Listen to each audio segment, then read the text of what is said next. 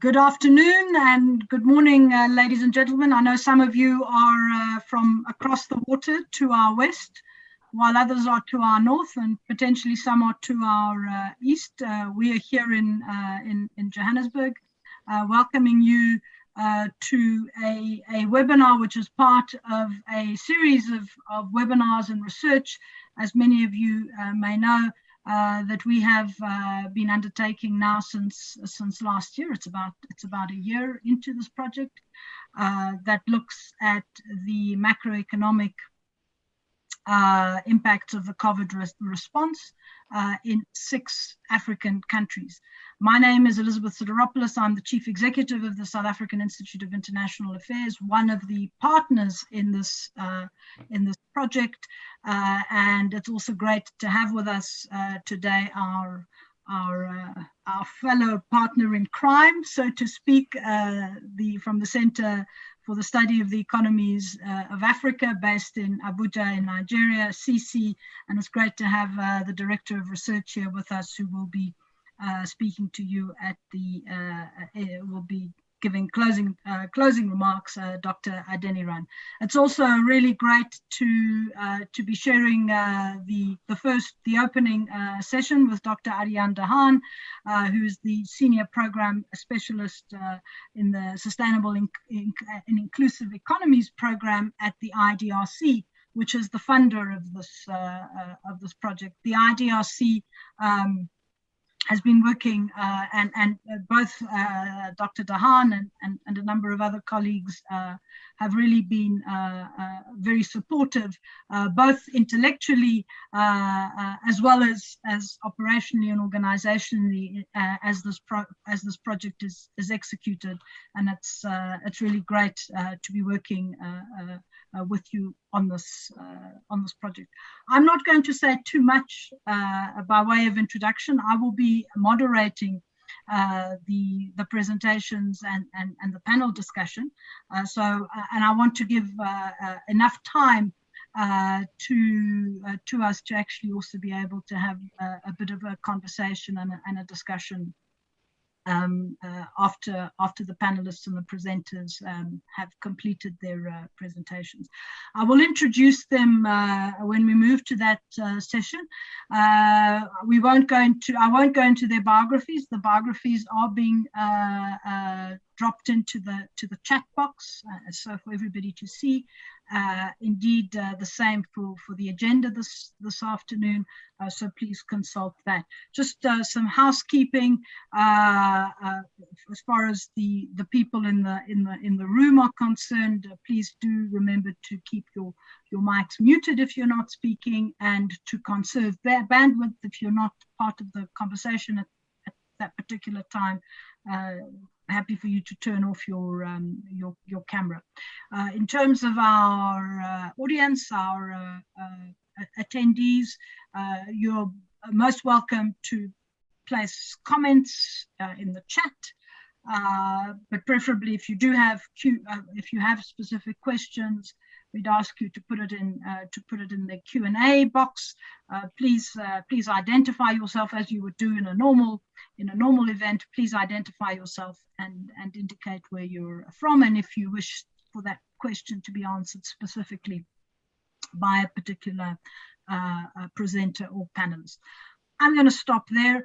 I'm going to hand over to Dr. Ariane Dahan again to say great to have you with us this morning in Canada, and thank you again for the really great cooperation between us and the IDRC on this project. Over to you. Thank you so much, Elizabeth. The thanks goes to you, to CSCA, and then thank you for making us part of it.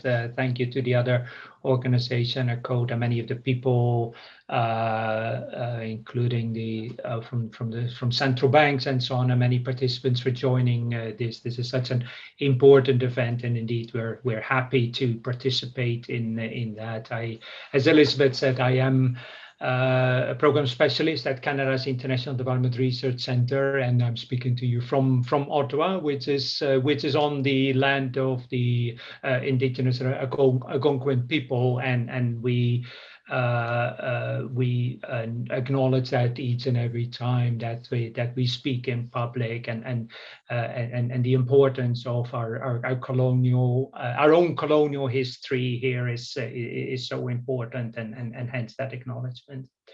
The support that we provided, and this is part of a relatively large initiative that IDRC initiated when COVID started in March 2020, and within that we provided support in total to perhaps about 20 researchers to look at the macroeconomic responses to the COVID crisis, and particularly the impact that this had on livelihoods, well-being, poverty, inequality, and the prospects for recovery. I think it's very important to say that when we started this in March 2020, nobody knew how long that the pandemic would last, and I think it's very important. And sadly, we're looking at a much longer pandemic than everybody expected at that point of time, and this really highlights two things that I think are really important. I'm really looking forward to the findings so far on particularly Africa's two largest economies and the contributions from others in this panel. First of all, we have seen an enormous response to the pandemic of so-called developing countries, excellent measures to contain the pandemic, and really excellent work. Lots of fiscal and monetary support measures were put in place across the world, but, and this is very important for the recovery, of course, in low-income countries, this was much smaller than it was in OECD countries. It was perhaps about 10%. 8 to 10, perhaps 1/10 of the percentage of GDP that was provided in countries like Canada, and in terms of the support that it meant for individuals, particularly for people, this was perhaps 1/50 of what was provided in the global north, and this is so important for the support that was provided. Excellent measures, but the space was limited. Secondly, this, as I said, and I think as the IMF recognizes that we're looking to an uneven recovery, the prospects of recovery in the global north because of the way the pandemic is managed in some places and not as and others. Those inequalities are unfortunately likely to increase.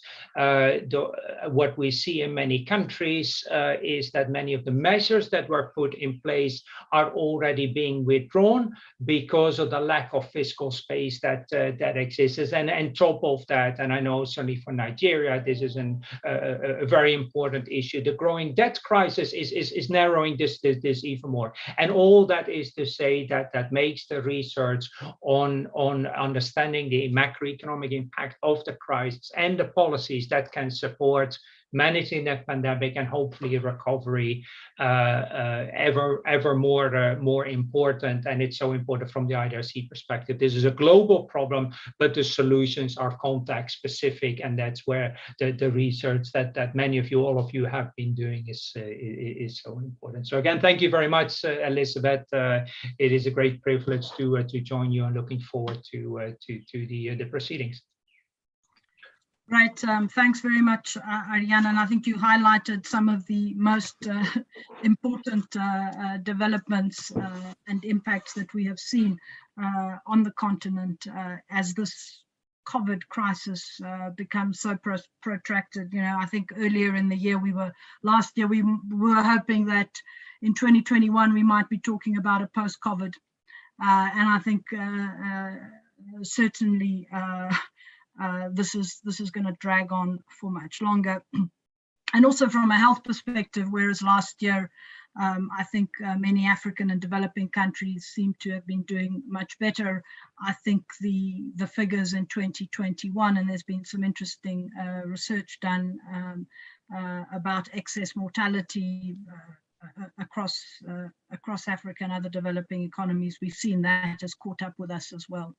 The two critical dimensions, and this is sort of by way of introduction then to the panelists, two critical dimensions that we are looking at in this broader project when talking about the macroeconomic response, is two issues that have really dominated the agenda and the narrative, I think, at least in many public spaces over the last 18 months or so.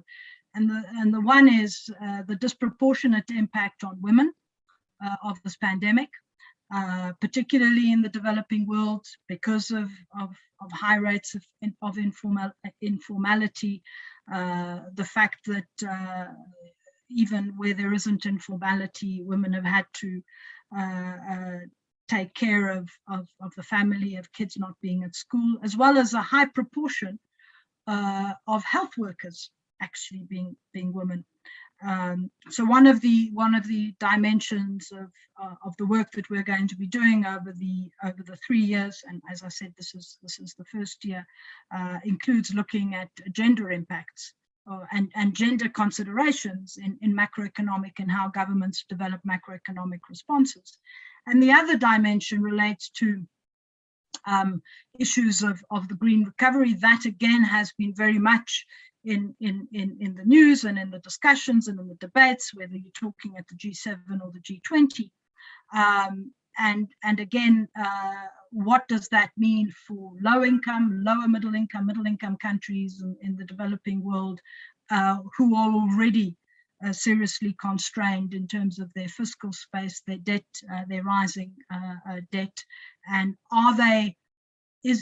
what are the kinds of interventions that need to be thought about from a government perspective to ensure that it's not business as usual, but that even if we take this path, it's an inclusive path, not an exclusive path.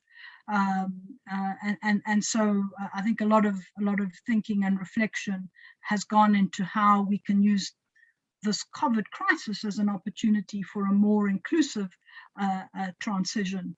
And certainly looking at the most recent IPCC, I'd never get the number of C's right, report, I think clearly says that we obviously have to consider that in our reflections regarding the pandemic. Let me, and I know that both papers reflect on some of these issues, but let me hand over immediately now to my colleague from CC, from the Center for the Study of the Economies of Africa, Maamara Ekeruche, who is a senior research fellow at CC and who's been one of the authors of the paper looking at Nigeria's macroeconomic response. Over to you, Ma. Thank you, Elizabeth, for the warm introduction. I will share my screen right away.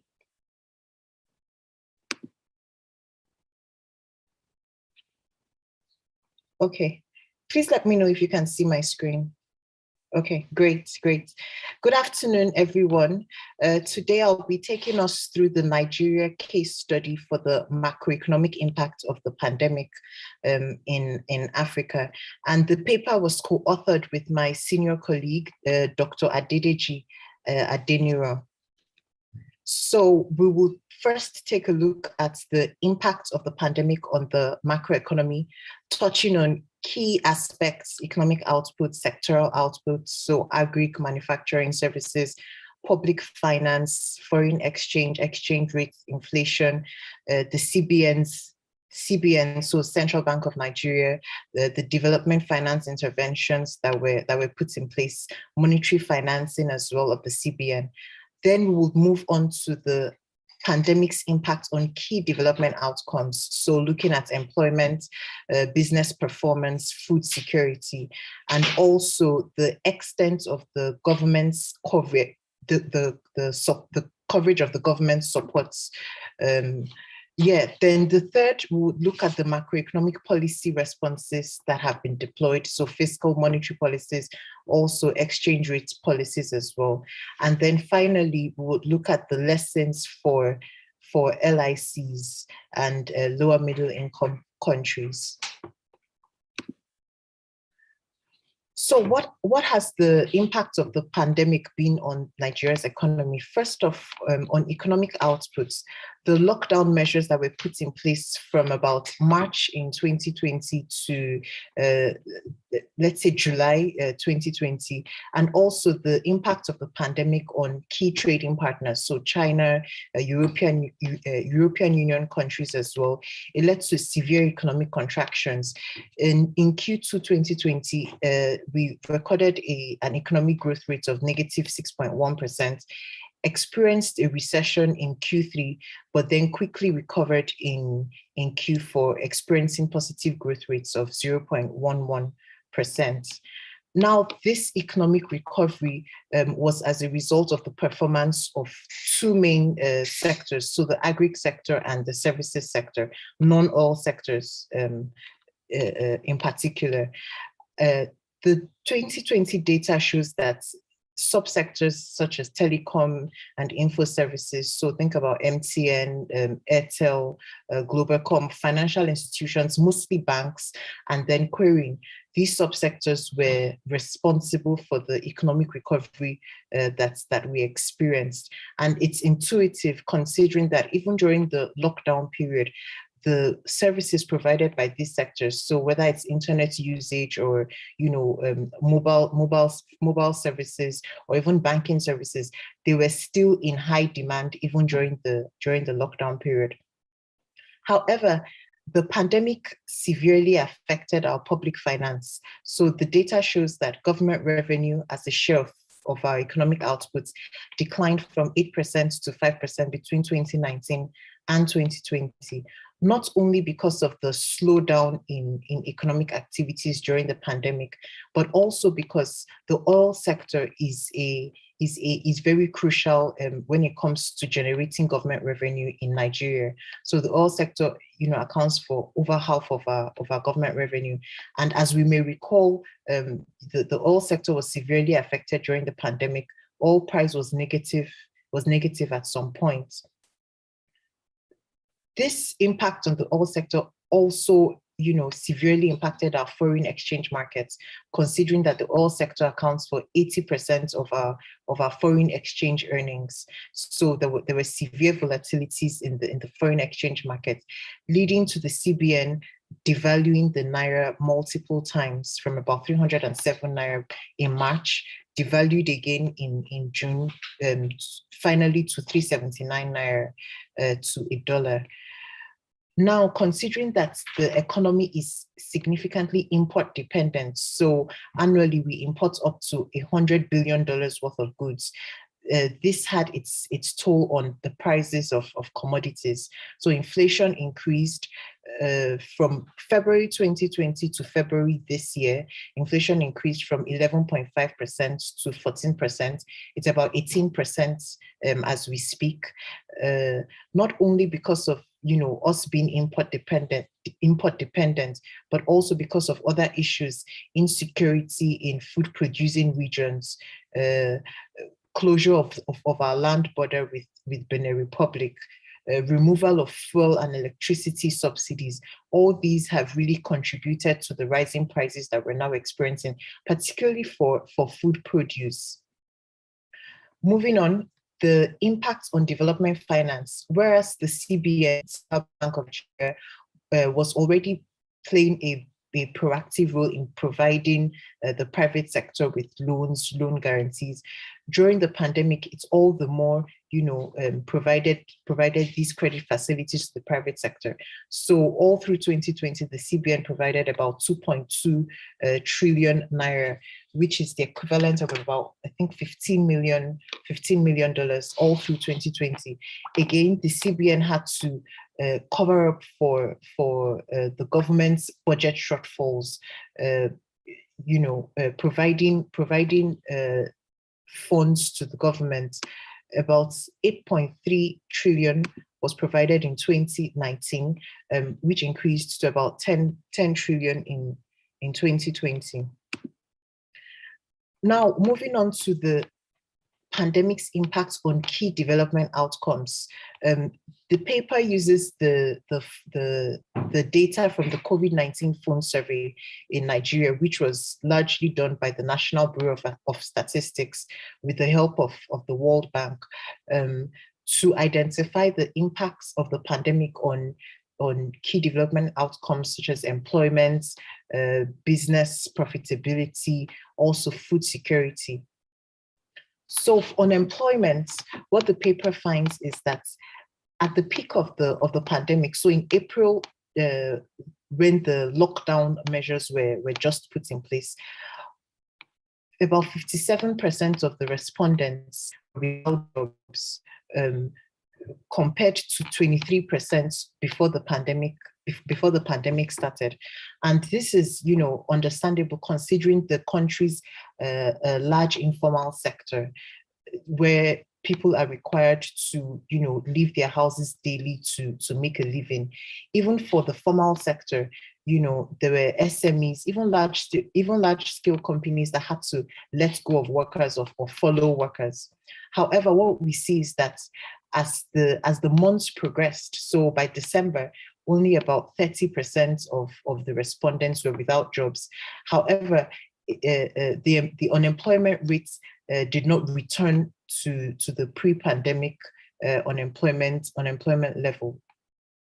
For businesses, what we see is that 81%, which is about 4 out of every 5 business in Nigeria, recorded lower or no revenue. However, a few businesses recorded higher revenue at the peak of the pandemic of the businesses surveyed. So again, businesses like businesses in the telecom industry, businesses still providing services that were not susceptible to the pandemic's impact. For food security, the paper finds that over half of the respondents were unable to buy 2 key staple foods, so rice and cassava, you know, which points to a reduction in household income, also points to the rise in inflation that was highlighted earlier. Now, the share of the population surveyed that received the government support was very minimal, less than 1% in April and about 2% in May. Which will be discussed or which we will delve into as we move forward. But this is an important point to note. Now, moving forward, what were the macroeconomic policy responses put in place by the government? The latest data that we have shows that about $1.4 billion so far has been put in place, which points to the point noted by Arian earlier, you know, how limited the fiscal space in these countries are, because this is only 0.003% of Nigeria's GDP. So, you know, it points to why less than 1% of the survey respondents, you know, would have received any support from the government. And most of this was targeted at non-health sectors. About $1.1 billion was targeted at non-health sectors. For fiscal policy, there was an increase in the eligible households for the cash transfer program. So whereas the country already had a cash transfer program underway, the households eligible for this cash transfer program was increased by 1 million. However, the program still excludes a large share of the vulnerable population. So by our estimates, it excludes up to 78 million vulnerable people, which again is intuitive, considering that Nigeria is we have the largest share of poor people globally. The second fiscal policy is the targeted credit facilities provided to key sectors, manufacturing, agri services, and also health sectors as well. Then there were funds created for specific vulnerable groups, funds created for small, medium and enterprises, funds created for young people, Also, tax rebates were offered to companies that did not retrench staff all through the pandemic. Increase in VAT from 5% to 7.5%. That happened in January of 2020, before the pandemic, but it was implemented during the pandemic, or during the peak of the pandemic rather, which is rather counterintuitive, as other countries were providing a tax relief to their citizens. However, due to the limited fiscal space, the reverse was the case in Nigeria. Removal of fossil fuel and electricity subsidies as well, again to create additional fiscal space for the government. Special public works program for those without skills. So for instance, think about constructing roads with easily accessible materials, stones, for those without skills, just to give them some form of income buffer, basically during the pandemic. For monetary policies, our monetary policy rate was reduced twice, first from 13.5% to 12.5%, and then further again to 11.5%, just to make it easier for commercial banks to more easily create loans to the private sector. Again, there was a reduction of the interest rates on CBN interventions from 9% to 5%. So the targeted credit facilities that were provided to non-health sectors, it typically comes with interest rates, but it was reduced at the peak of the pandemic. 1-year debt moratorium was also provided on these interventions, where borrowers were allowed not to service their debts within a 1-year period. As mentioned earlier, the Naira was devalued mainly as a result of the shortfall in foreign exchange, or shortages rather, in foreign exchange. Another point to note is the private sector support at the peak of the pandemic. So Nigeria has a formidable private sector, and they came together, formed the coalition against COVID-19, led by the Dangote group, led by Access Bank as well, and they were able to raise about $114 million, which was used mostly for food relief, creating awareness, and also health sector. So setting up isolation centers, setting up treatment centers, interventions such as those. Now, based on the pandemic's impact on the economy, and also based on the responses that were put forward by the government, what lessons have we learned, for Nigerian policymakers, and also for countries that are similarly positioned as us, so lower middle income countries, even low income countries as well? First was the swiftness and scope of the Central Bank of Nigeria's response, particularly with regards to including sectors that were essential to our economic recovery. So because of the impact of the pandemic on the government's public finance, the central bank had to step in and basically did the majority of the task. However, this also poses significant issues.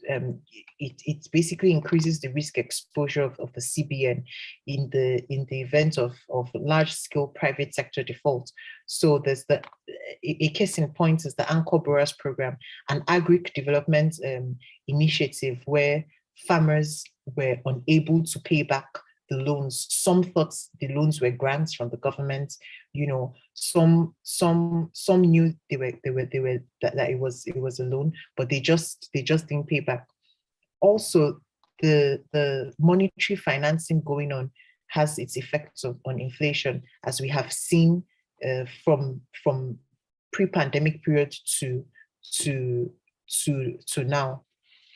The second point to note is also the proactiveness of our National Bureau of Statistics in terms of collecting data. Yes, with the help of the World Bank, but this has helped researchers, helped policymakers, giving us insights, and also basically shown gaps in terms of the coverage, the accessibility of the support being provided. Third is the private sector inaccessibility. So for the cash transfer programs, for instance, the approach that the ministry uses is to identify the poorest households in the poorest local government areas, in the poorest states. Those households are prioritized. However, it becomes difficult to reach those households. Why? Because a lot of them will not have bank accounts. Financial inclusion is an issue. And so the share of households being reached by these support interventions is very minimal. Even for businesses, the loans that are being provided, the average small medium enterprise is likely to be informal.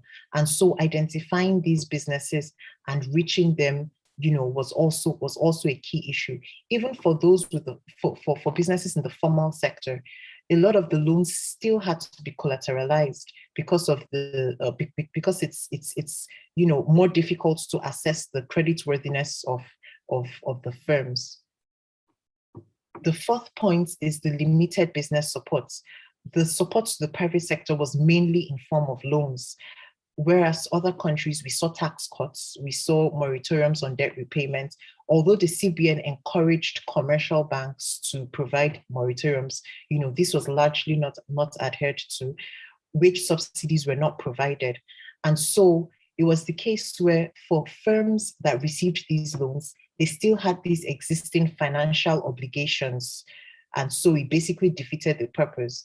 And then a lot of firms, did not even receive these loans anyway. The fifth point is the poor coverage of government spending, which was highlighted earlier. A lot of particularly for the cash transfer program, the cash had to be given by hand because of how, because of the low financial inclusion among the poorest households. And so this exposes the entire program to leakages. It's difficult to identify the exact number of households that were given. It's difficult to there's no paper trail basically. And so it's understandable why, apart from the fact that the size of the fiscal stimulus package was small, it's understandable why only about 2% of the population surveyed would have benefited from these programs anyway, because it's susceptible to corruption, it's susceptible to the entire implementation process is susceptible to leakages. Mark, could I ask you to sort of start wrapping up, just mindful of the time? Okay, great, thank you.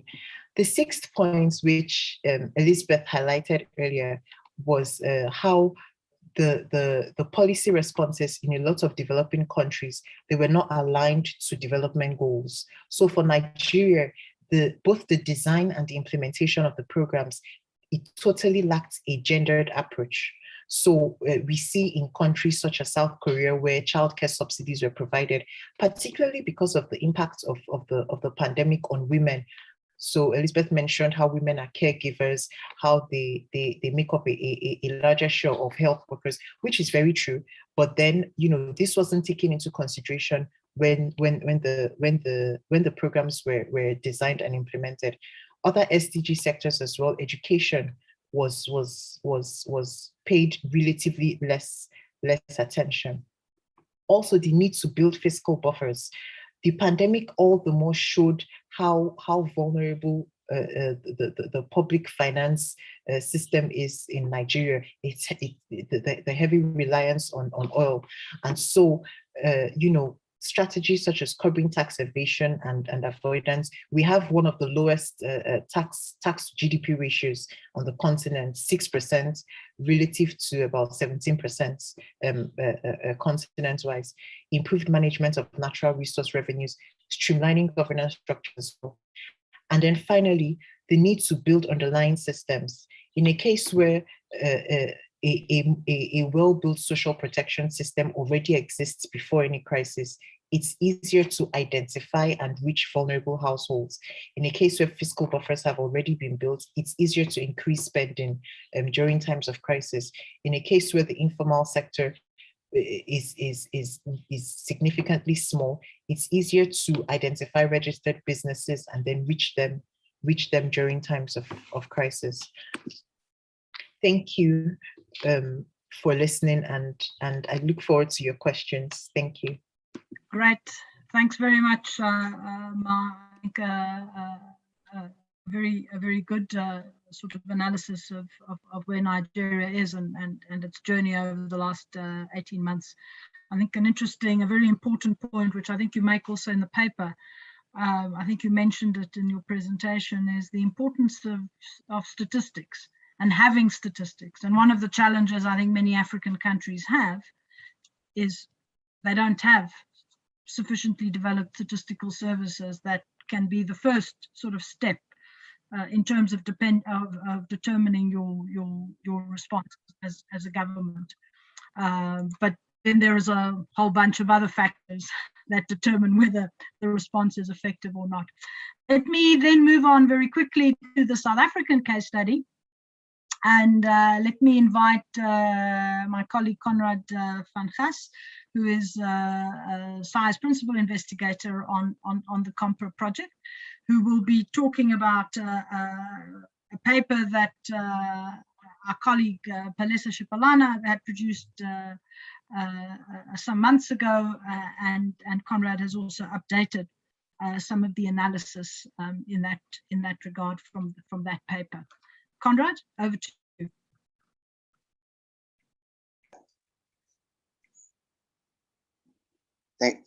Thank you very much, Elizabeth. Are we on? Is the present? Yeah. Can we go to the first? Yeah. So the first slide is on. I know that you have technical challenges, so SAI events will be moving the slide for you, but we can see the front page, the title slide. Do you want to move it on to the next page, Sarasa? Yes, please. Thanks, Sarasa. Thank you, Elizabeth. Good day, colleagues and attendants. My name is Conrad van Gas, and I've been appointed as the principal investigating officer for this project. This presentation is a South African country extract from a policy insights paper that I am compiling, which is from the 6 country case studies and compares each other in this period. I'll be presenting in the following way. The first 2 slides will look at the period 2010 to 2019 to ascertain the long-term development performance of the South African economy and to look at some of the structural trends which will inform the forecasting. Then we'll look at the COVID shock in 2020 to see whether these trends have been accelerated or decelerated or completely reversed. And then in the third 2 sets of slides, look at the relief and recovery forecast period. That's for the next 3 to 5 years. And then finally, I'll look at some of the policy considerations or some of the considerations for policymakers over the next few years as in our recovery phase. Next slide, please.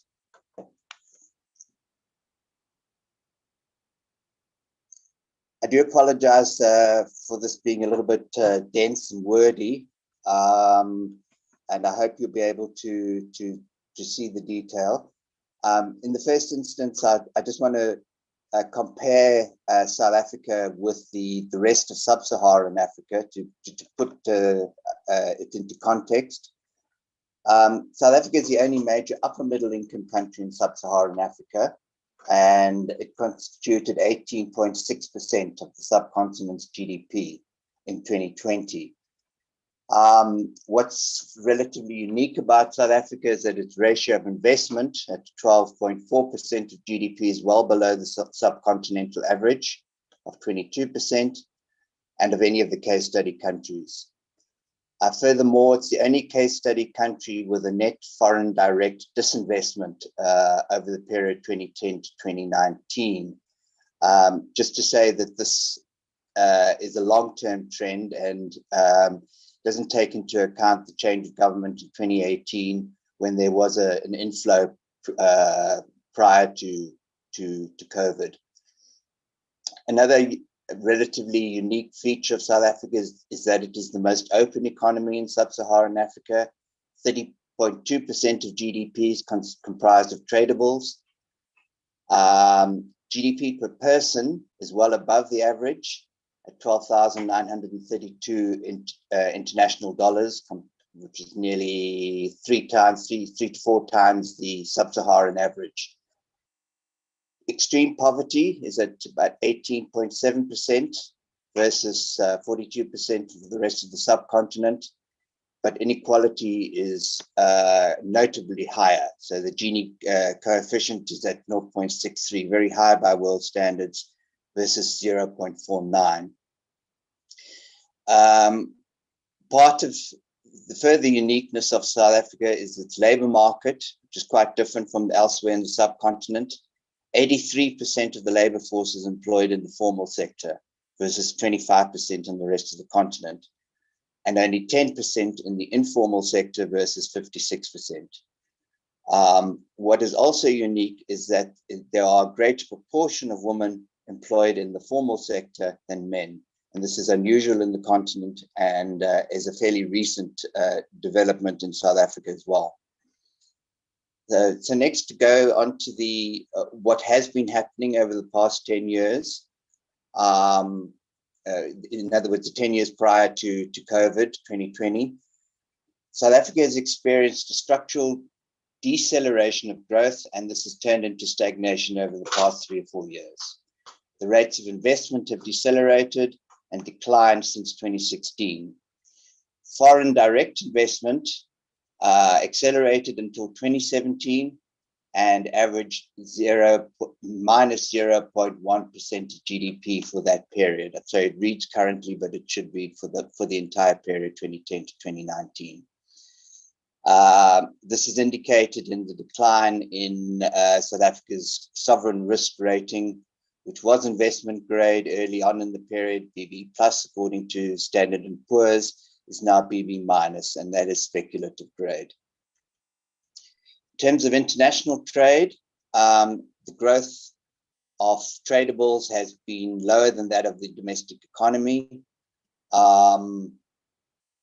but there has been a decline in the deceleration has been greater in imports than in exports, and this has allowed our fairly persistent current account deficit to decline over the period, and in 2019 it was minus 3% of GDP.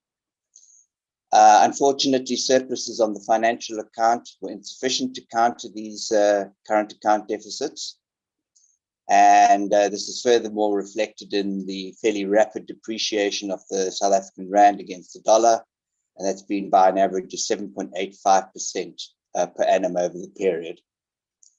In respect of employment and poverty, there's been no increase in per capita GDP for a decade, and over the past few years, per capita incomes have been declining by 0.7% per annum. Although the last significant household survey was in 2014, the prior trend suggested that level of extreme and absolute poverty have been rising. This has been despite a rising female labor force participation and a shift from the informal and domestic sectors to formal employment until 2016. Thereafter, these trends reversed. The casualization of private sector employment, the stubbornly high unemployment, is partly counteracted by increased public sector employment. And that's probably where the gap shifted over these years. Next slide, please.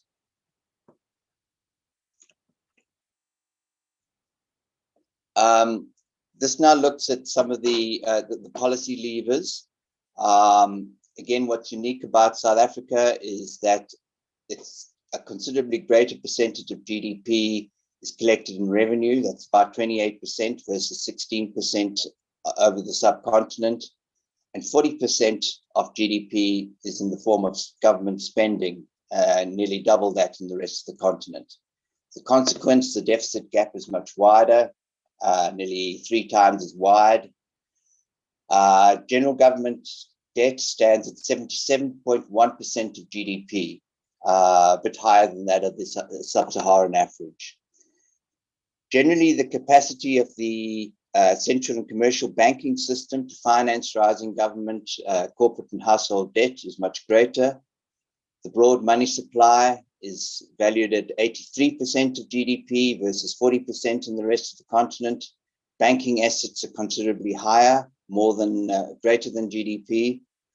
And the South African Reserve Bank has been significantly better able than other African central banks in containing growth of the money supply and inflation. South Africa's financial markets are deeper, more diversified, and as a result, they're more concerned with issues of capital adequacy, which have been considerably more than the Basel Accord's minimum 8%. Elsewhere in Africa, banks are more focused on short-term operational debt and liquidity coverage. With specific respect to what's been happening with revenue and growth, that's fiscal affairs. Revenue growth has been decelerating slower than the economy. Spending growth has accelerated. As a result, the budget deficits have been increasing and increasing above the subcontinental average. What's been happening internally is that revenue composition has shifted from corporate income tax, property tax, and value-added tax to personal income and fuel taxes. Not clear whether this is income regressive or income progressive. In terms of government spending, there's been a shift away from infrastructure, economic development, security services, towards education, least, health next, and most importantly, social security. That's not, of course, mentioning the increasing interest burden. In terms of monetary and financial affairs, the situation looks a lot more stable. The growth of the money supply has generally kept pace with nominal GDP, in contrast to most African countries where it exceeds the growth of nominal GDP. This has meant that the Reserve Bank has managed to contain inflation within its 3 to 6% target and has not had to resort to, shall we say, more modern or less conventional methods of tools of monetary policy. So it continues to use open market operations, reserve requirements, and only under crisis change in the repo rate, and hasn't engaged in any quantitative easing. In terms of financial affairs, South Africa is a signatory to the Basel Accord and a G20 member, which means that it needs to abide by capital adequacy and liquidity coverage ratios for the commercial banks, and also has to take account of the large systemic players who need greater capital reserves. Generally, capital adequacy has increased over the period, but have been drawn down a little bit since 2016. The liquidity reserves, the loan to deposit ratios and non-performing loans have all been declining. And that's implied a tightening up of the private credit markets. Conrad, can I just ask you, just mindful of the time, if maybe you can just skip to the sort of the COVID period and really just, move on from the last decade, because I think we're running out of time. Sure. Next slide, please.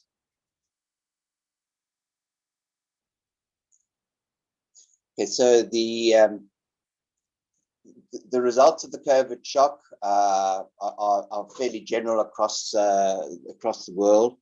GDP contracted in South Africa by 7%, investment by a fairly significant 34%, and foreign direct investment by 240% as a result of the international trade and restrictions and the domestic lockdown.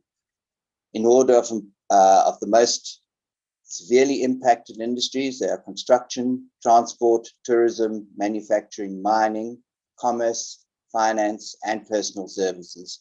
The only sectors that grew information and communication, public services, and agriculture. The shock was less severe in the rest of the subcontinent. In terms of international trade, there was an unexpected benefit. Imports declined much more than exports, and the current account was able to shift back into surplus for the first time in many years. However, financial outflows continue to be greater or are greater than the inflow on the current account. Generally, the rand lost nearly 14% of its value against the dollar in 2020, and this is in contrast to the situation in the rest of sub-Saharan Africa. The impact on employment and poverty is less clear because we don't have the data. However, certain things can be deduced. We know that per capita GDP is likely to have fallen by 8%, quite a lot more than the rest of the subcontinent. Employment rate, that's a proportion of the population in employment, dropped from about 43% to 38.5% during the course of the year, which means a lot of people have fallen out of the labor force and therefore won't even be registered for unemployment. Registered unemployment increased, initially quite small, 28 to 29%, but as of the most recent figures, unemployment rate is 32.6%. We can anticipate that many people have moved, particularly women, have moved out of the formal sector into the informal and domestic sectors. The World Bank estimates at extreme, that is food poverty, will have risen by 9% this year. Next slide, please. In terms of the fiscal policy response, the South African government created a fiscal stimulus amounting to 5.3% of GDP. Most of this got redirected into social security spending. So notably, the new social distress relief grant to the food poor, which is the only grant that is available to anyone regardless of their employment status. That's the informal or domestic sector, and a substantial expansion of unemployment insurance. 15% went to health, 10% to utility bill deferrals, in other words, local government services in South Africa, and a very small amount to medium, small, and micro enterprise support. The next part of the fiscal stimulus are tax subsidies and deferrals. They amounted to 1.5% of GDP. Another 0.4% was lost due to the economic contraction. And as a result, the government deficit widened from minus 5% to 12% over the course of the year. And this is well above the sub-Saharan African average. Next, in response in terms of monetary policy, again, stability was held up. The South African government has also announced so-called liquidity support measures. It's an extra 4.1% of GDP. These are in the form of loan guarantees to be directed through the Industrial Development Corporation. Some of them channeled, most of them channeled to corporates, some to medium, small, and micro enterprises. To accommodate this, the money supply, this total package of about 10% of GDP, the money supply has increased by 9.5%, banking assets increased by 17% of GDP. So there's been a significant increase in the money supply and in credit extension. To do this, the repo rate was dropped. The Reserve Bank dropped the repo rate from 6.5% to 3.5%. This is quite aggressive and is in fact negative in real terms. There does appear to be some more scope for further rate cuts, although this would be considered somewhat risky. Next, the financial policy response. The Prudential Authority lowered both the liquidity coverage and capital adequacy ratios on commercial banks and advised against the distribution of dividends and bonuses to senior executives. Banks have been, the non-performing loans ratio has been rose from 3.9 to 5.2%. And this has been also triggering a tightening of credit criteria. So the loan to deposit ratio has been declining, and capital reserves continue to be increased despite the pressure. In respect of management, yes? Conrad, can I think if I can give you another 2 minutes, because I'd like to then move on to the panelists before we run out of time. Okay. So the government has applied to the IMF for a rapid financing instrument worth 1.4%. It's a short-term loan. Next slide, please. So this looks at the 3-year budgeting horizon to 2024, the 5-year strategic planning horizon to 26. It's become apparent that there's a twin track recovery in the world between advanced and middle income nations due to the slower rollout of the COVID vaccination. Furthermore, some of the lower income countries are eligible for debt relief in a way that South Africa as a middle income country is not.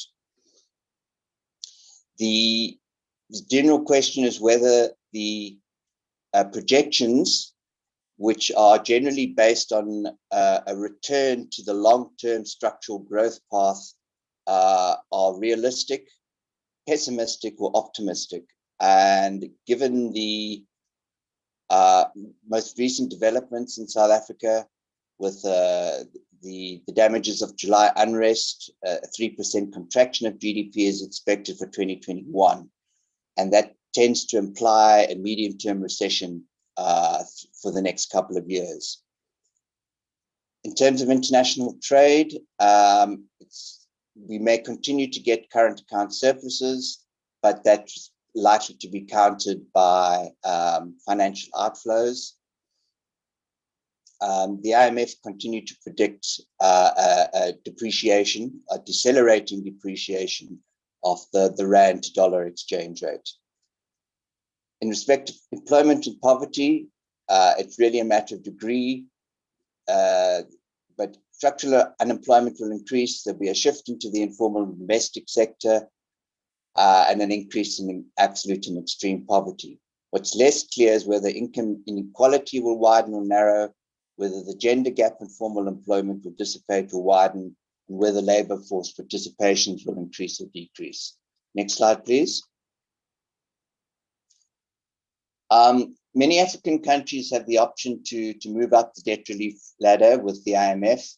So whereas the first stage is a rapid financing instrument, this can progress to progressively longer maturities and more concessional loans, together with policy commitments on poverty relief, deficit reduction, and sustaining the Basel Accord capital adequacy requirements. Now, South Africa doesn't as a middle-income country, South Africa doesn't qualify for the extension of such debt, but nevertheless, these are benchmarks for how to become more resilient and solvent over the longer term. So the fiscal policy implications is that the deficit is likely to rise, albeit at a decelerating rate. There's a proposal for a 3% increase in VAT to 18%, which would support a basic income grant, in other words, extension of the social relief distress grant. The prioritization of spending is likely to continue. Interest payments will increase, that's an external constraint. Social security will increase, that's a policy choice. Health, that's an external constraint. And there's a shift away from education, which needs some protection, industrial development, security, and infrastructure. Now, with its proposed liquidity support package, the government is effectively shifting the funding of industrial development to development banks by guaranteeing loans. And this pushes the risks onto the South African Reserve Bank, which has some leeway to nudge credit towards development finance. But if inflation targeting is to be sustained, and that is as predicted, the growth in the money supply will also need to be continue to be restrained through reserve requirements and microprudential regulation. In terms of financial policy implications, there may be a need to review liquidity requirements. As yet, balance of payments crises are not expected, although it is possible at some future date. And there may be a need for to apply for further special drawing right allocations. Last slide, please. So some of the policy considerations. First of all, debt relief negotiations. South Africa is unique and probably need to negotiate with other middle-income countries, although the path for low-income countries is one that might suggest a path towards achieving sustainability and resilience. Second issue is financial resilience, which is South Africa's approach to shifting industrial and possibly infrastructural development to off budget may pose risks for the South African Reserve Bank. At the same time, its capacity to extend credit and increase the money supply is limited by by being a signatory to the Basel Accords. So the Prudential Authority may need to reimpose liquidity and capital requirements. In terms of the third issue, fiscal inclusivity, little of that can be done in as much as debt negotiations manage to give us some relief from interest payments that would release funds for education and security. However, priority to social security and health is both recommended by the IMF and is the policy that is choice that has been made by South African government. The method of financing, VAT, is income regressive in that the poor pay disproportionately more.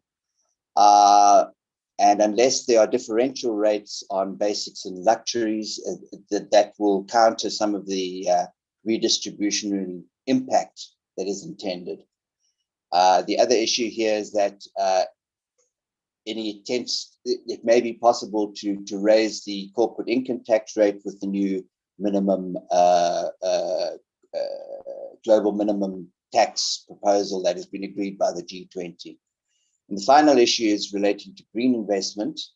South Africa hasn't given priority in its strategic or budget planning to any form of decarbonizing or circular economy industrial and infrastructure strategy. However, the shift towards financing infrastructure and industrial development through loan guarantees might provide an opportunity to rethink and the institutional infrastructure around incentivizing green investments and those to micro, small, and medium enterprises. Thank you, and apologies for the long presentation. Great, thanks very much, Conrad. I think certainly a number of points that we can pick up in the conversation in terms of the way forward, and particularly in your last slide. What I'd like to do now is just move very swiftly to our three panelists. If I can give you, say, about 5 minutes each, just to make some remarks, picking up on the points that have been raised by colleagues in the preceding presentations. Let me start with Dr. Hassan Mahmoud, who is the Director of Monetary Policy at the Central Bank of Nigeria. Over to you, sir. Thank you very much. And I will also want to take a very little time so that I don't take the errors of Conrad.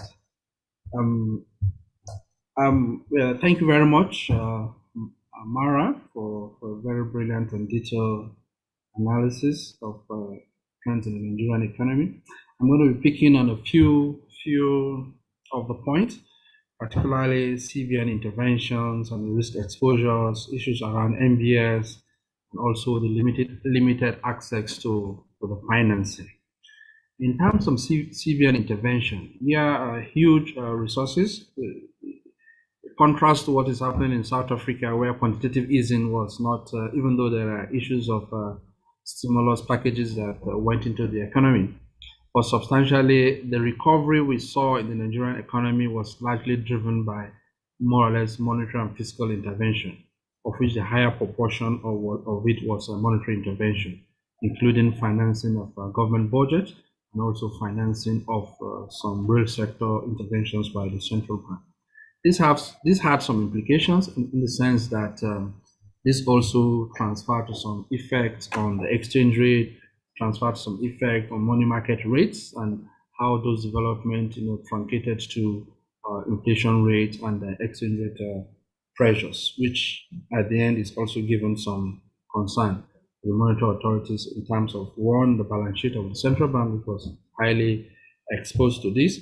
But to pick up on one issue that Amara also mentioned in terms of risk exposure, the central bank generally is a shield from this risk because we're kind of doing on lending. We lend to the banks and the banks take the risk and lend to the general public.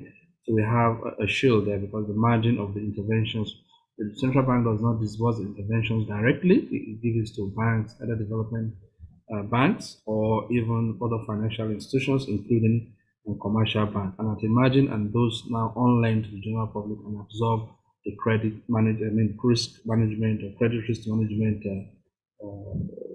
mechanism of that process. So we're shielded about that a bit. However, I must also mention that the NPL issues was also a concern, and then the financial sector stability issues were also brought on board, just like we had Conrad revealed. There are some forbearances in the financial sector in terms of some rollover of some facilities by banks, and like the interventions or issues that Amara mentioned, where we also reduced the single-digit lending on CBN interventions to 5%, and the moratorium was actually rollover for 2 years. First year, and then it was another extended for another first year. The interventions that we had were particularly targeted, and I must also add that the interventions was less than 12% of the gap, that the deficit financing gap that we had in the economy. However, there's a limit to how much we can expand the balance sheet, and we also have to wait for the pass-through time with the rest of the economy so that we don't have that excess liquidity coming back to inflation and exchange rate number. Don't forget that there are issues around capacity utilization, infrastructural deficit. So excessive injections is not necessarily going to translate to faster growth recovery or output growth. One area, the last area, I don't know how many minutes I've done. The last area I want to talk about is the oil sector. While the economy is largely emphasizing on diversification because of the shocks, the external shocks we get, largely from oil revenue and how that feeds to the fiscal spending and the debt servicing challenges that we have, because the tax base is extremely small, the proportion of government revenue to GDP is also extremely small, and then the proportion of tax to government revenue is also very, very small. However, debt servicing now is already getting to a proportion that is worrisome, and there's a need to also look at that. So the more of sovereign risk is what we're looking at, how that will impact on the recovery part that we were looking at. The oil sector contribution to GDP is largely reducing. It's way below 8% now. However, the non-oil sector is a major contributor to the GDP now, including in terms of revenue. Government revenue from oil is also going down drastically. No kudos to the crash in oil prices even before the COVID pandemic, but also because investments in that sector is also shrinking gradually.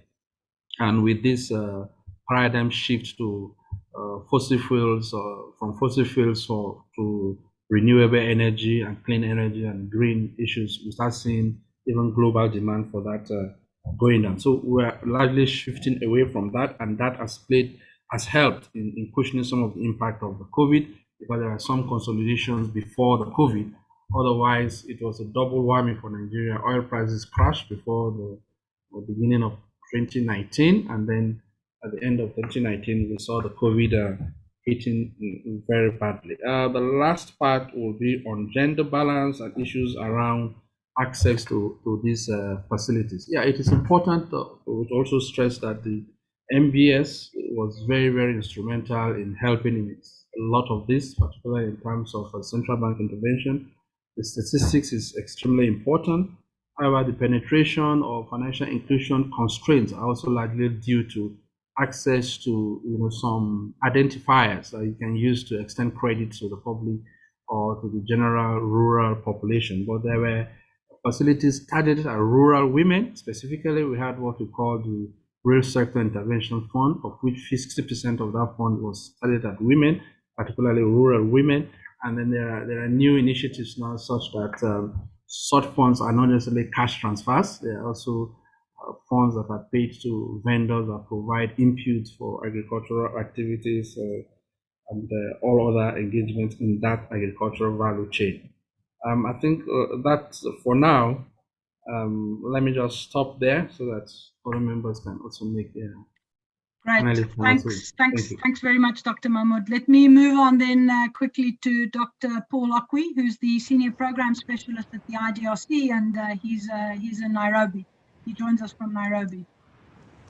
Thank you so much, Elizabeth. And it's been quite interesting listening to the presentations coming from the presenters from Nigeria and South Africa. And I will be talking more about a general experience from the region, comparing to their results that they have just presented. Of course, in the Eastern Africa region, for example, we've experienced three major kinds of shocks out of the pandemic. The first one is the productivity shock, where because of the lockdown, we have seen a number of activities coming to a standstill or completely reduced. Now, this has had implications on the other macroeconomic indicators and other micro level indicators as well. So production went down, and of course, it has affected the chain of businesses in various ways. In some countries, we've also seen some inflation shocks. I'm glad that South Africa has presented a case where they were able to contain inflation, but we've seen excessive levels of borrowing by the government, both public and private. And then, of course, the last kind of shock that I would want to highlight that we have witnessed is more of the aggregate demand shock. And this is more of a huge shock in the sense that especially in the urban areas, the chain of demand was significantly affected because the businesses were kind of affected because of the lockdown measures and several of the macro policies. Now, it's very possible that we could see possible pandemic-induced recessions in some of countries, and this is likely to have effects in terms of private consumptions, likely to have effects on cash transfer programs. We have also seen differences in containment measures, and some of the containment measures, of course, which have been more of the macro policy related, have not trickled down to the lower levels. We have cases where governments set aside funds, and the funds do not actually get to the target population, which is the micro and small enterprises. So this is a very, very huge question that we have to ask. And for me, I think we want to ask ourselves going forward, first, what is the best way for paying for the government spending needed to fight the virus? We have seen, like my colleague Ian must have hinted, governments going for increased debt, both internal and, but how worrying is this situation? Will we be able to contain this? Of course, the people at the policy level, the macro policy level, will tell you that the situation, for example, in Kenya, is going from bad to worse. In Uganda, it's more or less the same situation, and the other countries, Ethiopia. But will we be able to manage the situation given the current debt crisis or the trend that we are taking? And then also, what explains the willingness to allow this high level government deficits or increases in government debt? what is the role of the civil society? What's the role of the private sector? To what extent can they have a voice in terms of presenting this? So that's why I would want to think that sometimes we need to go beyond just to the macroeconomics in terms of getting to the core of the issues that we're facing. We need to plan beyond to see expansion and inclusion of a number of sectors in terms of decision making, in terms of utilization. We have seen some countries not expand, but reactivate tax collection measures, even with businesses closed. This actually is more of counterproductive, and it requires a quick review from some of our economies or our economies. So it's kind of a tripartite arrangement that I'm looking at, and I would like to ask the presenters what they think, because we have the civil society, we have the markets, and we have the government. But at the moment, we tend to see more of government and markets link without the civil society participating. And in the civil society, I'm trying to bring in aspects of gender, gender involvement, gender analysis, the implications on women's organizations and otherwise. We're also trying to look at how are these responses driven by research? To what extent do the responses respond to the research recommendations? Are they more firefighting or risk sharing responses? So those are the kind of issues that I would want to highlight, and we hope that there will be no reverse shifts. We hope that there will be potentially improvements in the coming years, but definitely economies are hit in terms of employment, in terms of the fiscal space, in terms of the poverty levels. Thank you. Let me stop at that point.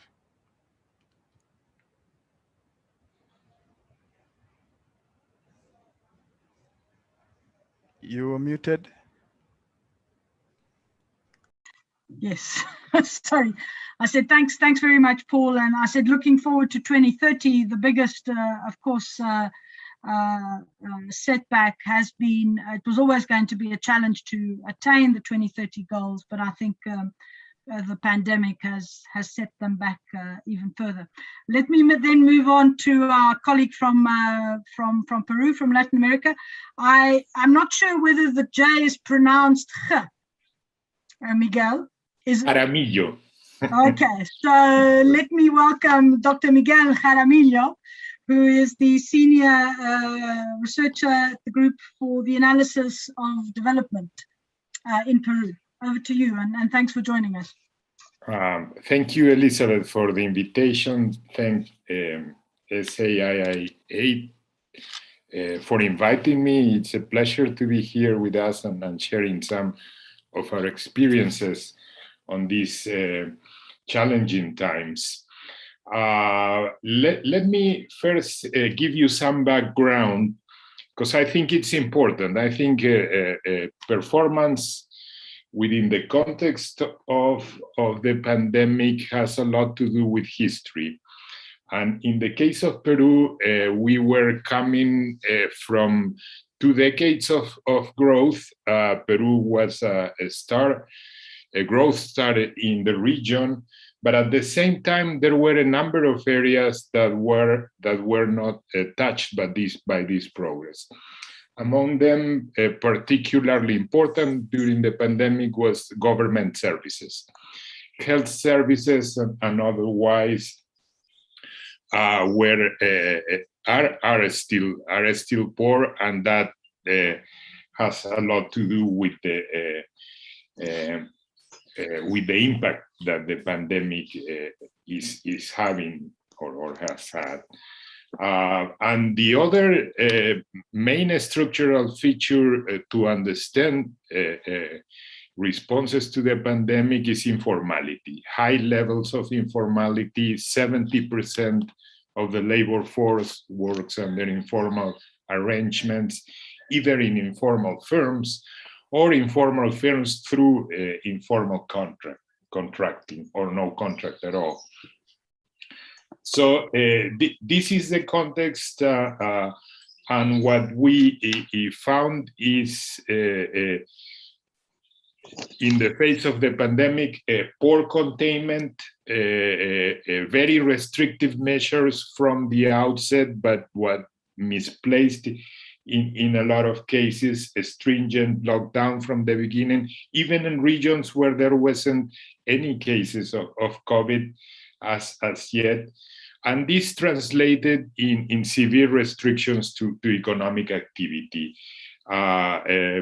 GDP fell by 30% in the second quarter of 2020, the largest fall in output in the world, and employment fell by 40% in the same quarter, and from peak to trough. This, interestingly, this didn't translate into a large increase in unemployment, but rather the large increase came in inactivity. Since conducting most of economic activities was prohibited by the government, people retire from the labor market. So you have a very unique experience of 40% drop in economic activity, in labor participation. Of course, the impact was very differentiated. Basic sectors were allowed to keep working, but in general, you can see a trend in the largest impacts were felt in sectors where face-to-face interaction was key. For instance, retail trading, restaurants, in general, the hospitality industry, which is somewhat important in Peru also. And importantly, it fell more upon women than men. Women employment fell by more than men, and is still lagging behind even now that some recuperation has proceeded. Policy responses are somewhat similar across our countries. Cash transfers for poor households in the face of huge lacks of adequate data. There were a lot of problems with leakages and sectors of the population where these handouts didn't get at all. So good data is key in this context, and all our countries need to focus a bit more on producing better data for better policy. On the monetary side, the response was quick. Credit lines for the financial sector, guaranteed credits for firms of all sizes, a special fund for smaller firms, made possible that a lot of quick recovery for a lot of the firms, and for a lot of the firms that went that had to close to stay alive and keep paying their payrolls. So monetary policy was key, and was, I would say, these programs were particularly successful. On the fiscal side, tax forbearance came in quickly and was much needed, as most of the economic activity wasn't able to continue. More spending for the health sector, and as I say, cash transfers for the needy. No, even when confronted with lack of good data to target those funds correctly. So, given that I don't have much time, I just want to present some results that we've made about policies looking forward. public investment. Public investment is a typical response in this context and is much needed. But my important point here is that it matters how you spend that money. It's not a question of doing public works generally. If you wanna have impact on employment in women as well as men, you need to focus in certain sectors. In the case of Peru, investing more in the health sector, it makes a lot of sense. The pandemic has shown all the weaknesses of our health sector, so we recommend strongly a focus for investment in infrastructure as well as in operating expenses in the health sector. And this is pro-women as well. So this is one key point I want to put on the table. And the second is that you need to focus on services for the population. One of the main lessons from the pandemic is the poor state of government services, and you need to invest a lot. So when you think about investment policies for recovery, I think that's a second large area where you need to focus on. Focus where the investment, even if it goes to infrastructure, in the end goes into the production of services for the population. So thanks again for the invitation, and sorry to have to rush you through this. Great, Miguel. Thank you very much. Some interesting points of comparison also for us in the African region. I know we're sort of on sitting at 4:30, at least South African time. I would like to take a few minutes to pick up on a few questions in the chat. I know some of the panelists have already been responding in the chat, so we won't necessarily need to run over those. There is one question here which talks about, was the total lockdown of economies the best approach to the pandemic, and then what attempts by world leaders to ensure the masses of Africa and other developing countries were shielded from the harsh effects of COVID-19, the COVID-19 lockdown. I just want to make one observation in that regard, and then see if colleagues want to jump in, but just one person, I think, just in the interest of time. I think in retrospect, many people may reflect, and there's been some work done in that regard, about whether the total lockdown, certainly in certain countries when it happened before they even necessarily had one fatality, was the best approach. But hindsight is 20/20 vision. There is an interesting paper that was produced some months ago by Danny Roderick on targeted and segmented approaches. But I was trying to find it now, but unfortunately I can't multitask too much on this platform.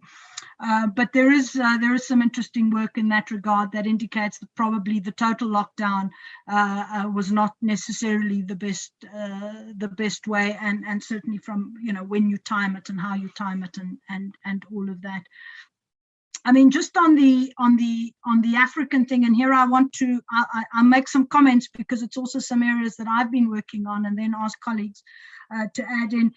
There was a question and a point about the regional coordination, which is absolutely important. And I think in the Southern African context, it was really interesting to see both the role of South Africa and of SADC in mobilizing very early on to sort of harmonize the way in which they would allow essential services to cross borders, to ensure at least that medicines and related products were still being able to circulate, particularly with South Africa being a hub. There's been an interesting piece of work that was done by the Department of Planning, Monitoring and Evaluation, and in which I was involved. It's been published, and we can send it all to participants today, that highlights some of that regional coordination, which did in fact was critical in the response and in the immediate response, and is also, I think, very critical although we've lost a bit of that momentum in the recovery and the rebuild process. Let me stop there because I'm not the speaker. Let me see if any colleagues would like to come in on those couple of points, the points about the lockdowns and on the importance of regional coordination. Dr. Mahmoud. Thank you. I think in retrospect, the challenge of the COVID was initially a health challenge, and then we faced it. So the responses that closed down, the uncertainties around how is it transmitted, how is it spreading among the people, was just the smartest thing to do then was just to stay away and see how it comes out, because we saw the health casualty was what the economic consequences overweighed the health casualties, and that's so. I think on hindsight, I think that was the best option to take. But as the economy starts collapsing and we start seeing the magnifying economic consequences, even within the crisis, economy started opening up. But I think the point you raised about regional coordination, continental, was very, very key, because this was moving around countries, continents, and that is still replicating in the second, third, and fourth wave. So I think that is very important. I also want to add, lastly, the issue you raised about the widening inequalities that this recovery process is taking.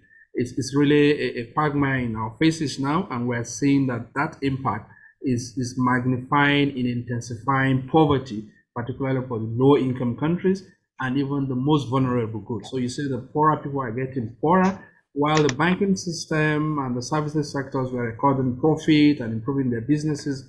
The SMEs, the youths, the women, those sectors were losing out, particularly those informal sectors, the less skillful employees. Some jobs are gone and they're gone forever. They're not coming back. So you need new skills to get into the new template. So I think those are the few things I think I want to add. Thank you very much. Great. I saw Amara's hand. Yeah. Hi, Elizabeth. Respond to some. Yeah. Yeah. So I think Dr. Mahmoud touched on the point I wanted to make. So whereas the total lockdown, in my opinion, it started off as a great initiative, particularly because the continent locked down even before things became very, very, very fatal, right? So we saw what was happening in other continents, and then, we took the proactive measure of locking down. But after some time, it became more or less a health versus an economic crisis, right? Particularly because a large share of workers are in the informal sector. And of course, there's no teleworking in those sectors. That was the point I wanted to make. Great, thanks. I see there is a question for Conrad, but I know you've got connectivity issues, and I don't know if you can see it. Conrad, there was a question posed about the impact an increase of 3 percentage points of VAT would have on domestic demand and production. And then the observation being made that whether VAT is regressive depends also on the degree to which the poor buy on the informal market or consume in kind in the subsistence economy. Perhaps just to make an observation here, also in light of the recent unrest that we had and riots in KwaZulu-Natal and Gauteng, there's a really interesting, some interesting research that's been done from the University of Cape Town on the mall economy, on the township mall economy, and how that in fact has both put out of business many of the spaza shops in those townships, but has also become the center of consumption activity in townships. So clearly it would have an impact. And of course, just on the issue of VAT and having sort of the point that Conrad made different rates for luxury items and so on. Of course, the most effective VAT is one that is the simplest. And certainly if you introduce that kind of arrangement, I think it becomes a little bit more complicated and a little bit more difficult to manage. But Conrad, I see you back. Yeah. Yes, I think there's little doubt that VAT will increase, particularly food price inflation. I mean, the advantage is that at least it's directed towards a possible extension of the social relief distress grant. So it's taking less away from poor people than it might be giving in that sense. So maybe in net terms, it might be an income progressive move. I had read the article on the mall economy and how these spaza shops are being or have been marginalized, but by the same token, with some form of affirmative legislation, that situation could be reversed. And generally, I think that when it comes to informal sector development, our programs tend to amalgamate medium, small, and micro enterprises, whereas I would argue for separate approaches to each one of those, because there's a graduation ladder.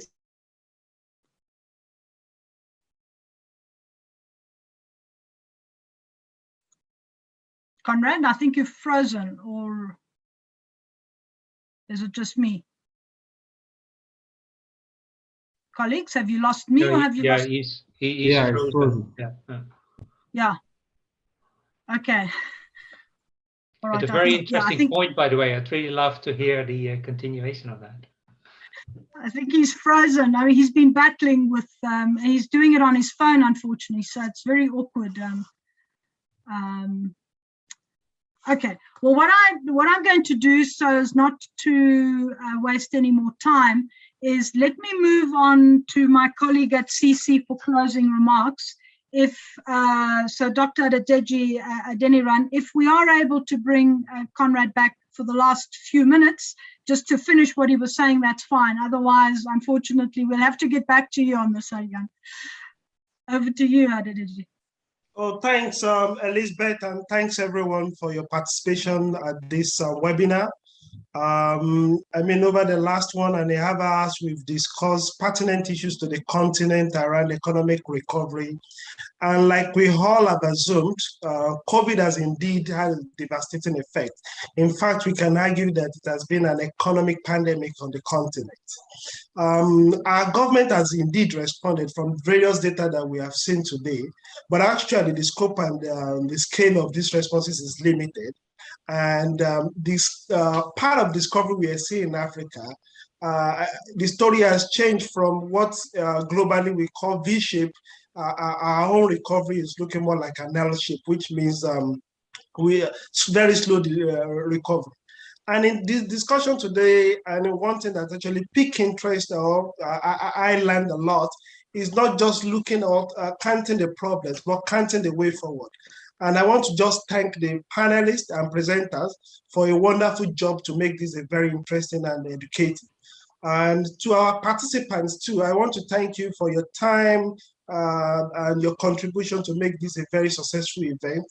From our end, CC and SIRE, we are happy to continue in this great work in trying to enable better understanding of economic recovery process and use this in building sustained, robust policy to ensure good recovery or sustainable recovery for the continent. So thank everyone once again, and I want to leave it here.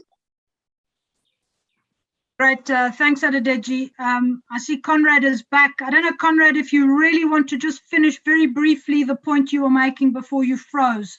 I know you've been battling, and Arjan was really interested to hear the cliffhanger.